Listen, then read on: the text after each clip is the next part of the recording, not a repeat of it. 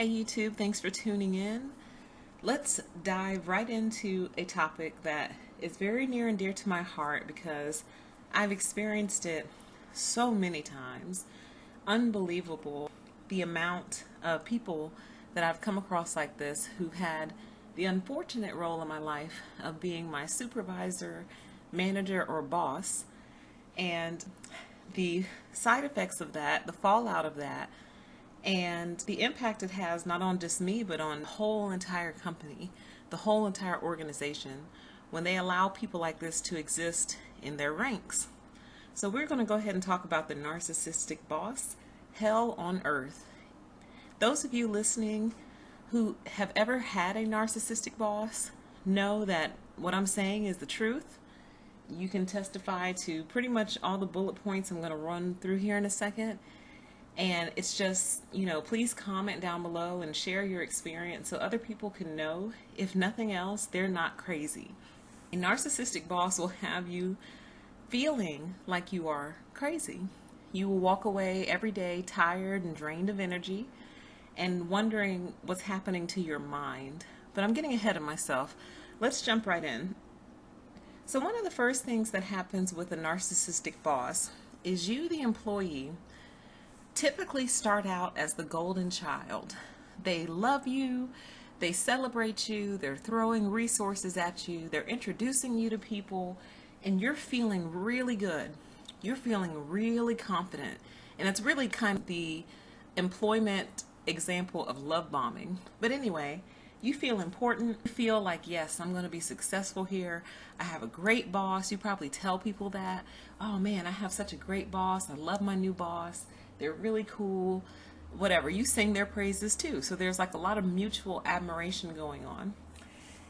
But with the narcissistic boss, there will always, always, always be that fall from grace for you. You will go from being the golden child to the black sheep during your time under this particular boss. And it makes you wonder how that happens, because if someone is a high-performing employee, that's probably their nature. They probably are high performers in general. High performers don't ebb and flow, as low performers don't ebb and flow. Low performers start off low, and they usually end low. So people don't really change over time. So how does a person go from performing at, say, a level 9.5 to down to a 2.4 in the period of 1 year? How did that happen? So there's always a fall from grace. You go from being someone they really liked to someone that they now dislike, and you start to get the sensation that they're trying to get rid of you. And believe me, they are. So that's not imagined. I'm going to go ahead and validate that for you. They are trying to get rid of you, but it's not for the reasons you think. It has nothing to do with your performance. It has everything to do with how insane these people are. So the next thing that you'll notice along those lines is what they tell you about you doesn't match other feedback that you're getting. So let's say you've been on the job for, say, 6 months, and peer feedback, department to department, cross-functional feedback, everyone gives you positive reviews. It's on paper, in emails, on surveys. You get consistently high marks in whatever it is that you do, whatever service it is that you're giving, whatever industry you're in. You get consistently high ratings from the customers, from your peers, from other businesses or other departments that you brush up against. However, every time you're with your narc boss, they're telling you that you're not doing well. This is very, very confusing to the employee because they can't rationalize it in their brain. They can't understand how they have 25 emails in their inbox of people saying, thank you, you did a great job, I appreciate you, we're lucky to have you. But then when they get one-on-one with their narcissistic boss, they're performing low, they've got a bad attitude. This is after the fall from grace. But what they're usually doing is they start putting these nuggets in as fall from grace begins. So they'll have something really positive to say, and then they'll put that first seed of doubt. And then the first seed turns to a second seed. And then before you know it, you have this laundry list of accusations against you from this person that don't match your performance. Now, if you were the type of employee who consistently getting mid to negative reviews from customers, customers are filing complaints on you, you had a target range that you needed to hit and you're consistently missing that target, plus you got a bad attitude and you're late all the time. Okay, so if your boss comes to you and has some feedback for you that's kind of negative, well, it kind of lines up with the person. It kind of matches. You know you're dealing with a narcissistic boss when the feedback that you're getting from others is not matching. And it's not just one or two others. It's people who don't know each other, but somehow have all come across you, have the same thing to say to you and say about you, which is usually positive. Usually you can have a lot of written examples, surveys, emails, however you receive feedback on the job, and it just doesn't match. So on that thread, you'll know you're dealing with a narcissistic boss when their performance review doesn't match what they say about you. This is how sick these people are. So let's say you have an annual performance review and the scale goes from 1 to 3. And 1 is performing low, 2 is kind of you're meeting expectations, 3 is you're knocking expectations out of the park. Well, you probably deserve a couple of 3s, but they're going to give you 2s, and 2 is kind of average. Everyone gets 2s. No one goes home upset about a 2. People go home upset about 1s. So your narcissistic boss, think about it. If what they're saying about you to you is true, why do they give you favorable performance reviews? Why do they give you either all 2s or all 2s and maybe a 3? How come they never put a 1 on there? You know, your bad attitude and your low performance and all these vague pieces of feedback that they've given you don't translate to a 1. Oh, I know, because it's not true. Because narcissists are also liars. But they can't put it on paper because they have nothing to back it up. They have no proof. And they know that if they put those 1s on that paper, they're going to have to prove it to somebody, especially if you make a fuss about it, as you should. You should always defend yourself. Don't just take what people give you in terms of trying to tear down your name or your character. So, you know, they can't put those 1s on there because they're not true. And so that also will really deeply screw with your mind because you're like, okay, you gave me a raise. You gave me favorable performance reviews. All the feedback we're getting from our customers is positive, and yet I'm this horrible person. How do those align? And your mind will wrestle with that for days and weeks and months, and it will suck the life out of you. It will drain your energy out because your brain just can't reconcile it all. And you will find that you'll start to burn out. Your energy will start to decline. You might get sick more often. You might just feel just like defeated, and you can't put your finger on it. It's because your mind will not let go of the problem until it figures it out.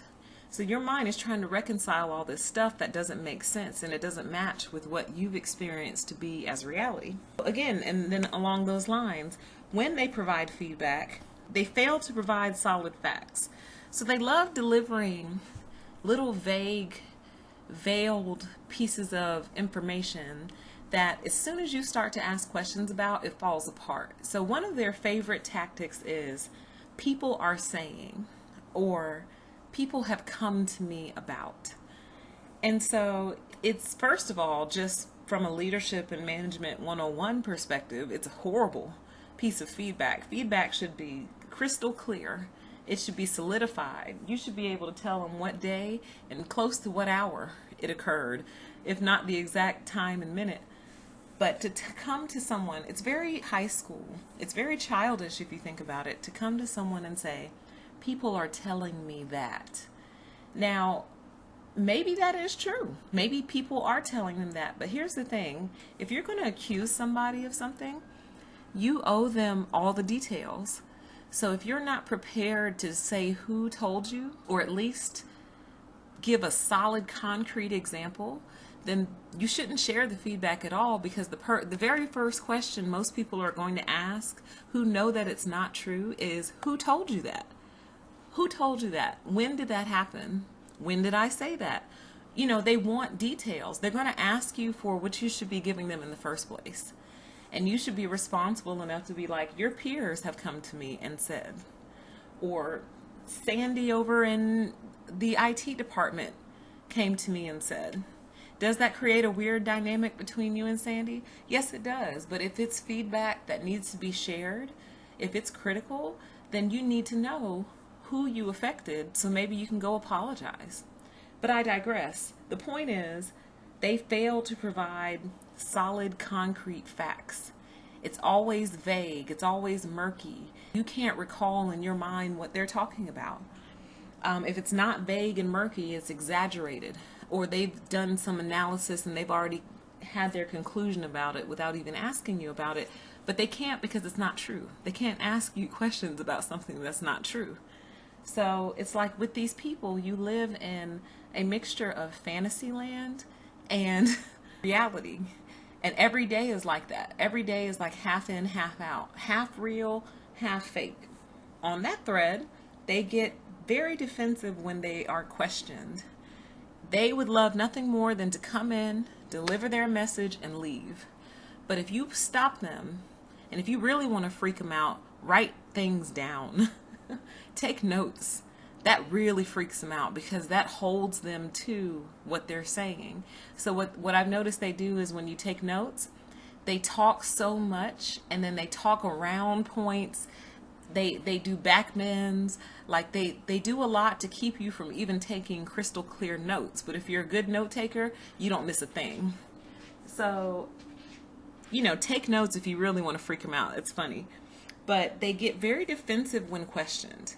And one of their defenses is to tell you that you're being negative when you ask the question, when you want clarity, or that you're getting angry. Why are you getting angry? Calm down. Calm down. They tell you to calm down. Yeah, because you're getting too close to the truth. Yeah, they want you to calm down because they don't want you to keep asking them questions because they don't have the answers. Okay? Another sign that your boss is a narcissist. Other people, especially your peers, are afraid of them. So usually when you join a team, it takes a couple of days, if not a couple of weeks, to kind of sort out the dynamics. And if you're a healthy person in an unhealthy environment, you start to notice things right away. And your peers, if they've been there for a long time, dealing with it for a long time, they've already resigned themselves to the situation. They're not trying to get out. They're locked in. They've just accepted it. But I guarantee you these are not healthy people. I guarantee you if you look at them, you can tell that they're not living high quality lives. They seem burnt out, run through. They seem exhausted. They seem fundamentally exhausted. They seem washed and dried, rode hard, put away wet, however you want to describe it. The life has been sucked out of these people. They are the walking dead. And it's really sad, actually. And a lot of them will cling to you if you have life. They'll cling to you as anyone would who's the walking dead and then comes across someone who has life. Just like the TV show, they're going to try to suck the life out of you because they have none of their own. And your light is so refreshing to them because they've been living in a very dark place for a very long time. But at any rate, they're afraid of this narcissistic boss. They will not speak out.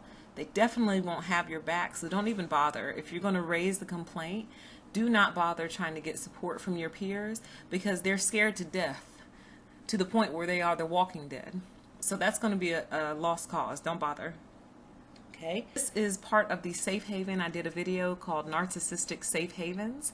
When you have a bunch of walking dead and a narc boss, that's a safe haven. Nobody's going to expose them. No one's going to rock the boat. And things will only change when the narc gets fired or gets a promotion, moves to another department. That's the only time there's an opportunity for healing. But until then, people walk around afraid and lifeless. Next sign that you are dealing with the narc boss is you yourself start to kind of become physically ill because, again, thoughts are energy. When you're thinking and processing, that burns energy. Even though you don't feel it the same way you feel it in your muscles, your brain churning burns energy. So when it's constantly trying to figure out what's going on here, and especially if you don't have anyone to validate you, your peers won't back you up, HR won't back you up, nobody is there to validate you, that's when you start to feel like you're invisible, you don't exist, and it starts to drag you down. You're run down of energy. You're drinking more caffeine than you've ever drunk before. You stop going to the gym. You start eating more unhealthy foods because your body is just trying to keep up with the demand that's on its spirit and mind and soul, really. And you start to become physically ill. So now you find that you're catching colds or trying to fight off colds more often. Your energy is gone, hence all the caffeine. You may not be sleeping well. Your bones might start to do weird stuff. Like, this is why understanding this disorder is so important, because it's not just someone who's self-absorbed. It's someone who literally causes physical ailments to others as a result of their behavior, as a result of how they choose to operate in the world. They cause damage to other people's bodies. And that's one thing I do notice about peers. When I have come across a narc boss, my peers are always sick. Always sick. When you internalize things, you don't speak out. You know something's wrong, but you don't speak up about it. That'll make you sick, you know? So you and people around you are always ill. Always ill. It's because you're under so much stress all the time that your body just can't keep up. And so you start to get sick. Here's another one of their favorite tactics. You always feel like your job is in jeopardy. After you've made the initial fall from grace, from then on, they're always low-key threatening your job. Your job is always in danger somehow. You know,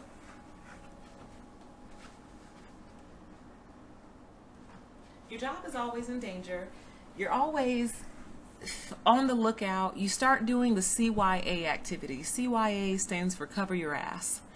You start doing the CYA activities, trying to make sure that you cross all your T's and dot all your I's to keep up with this psycho who's just throwing out random stuff every day, you know.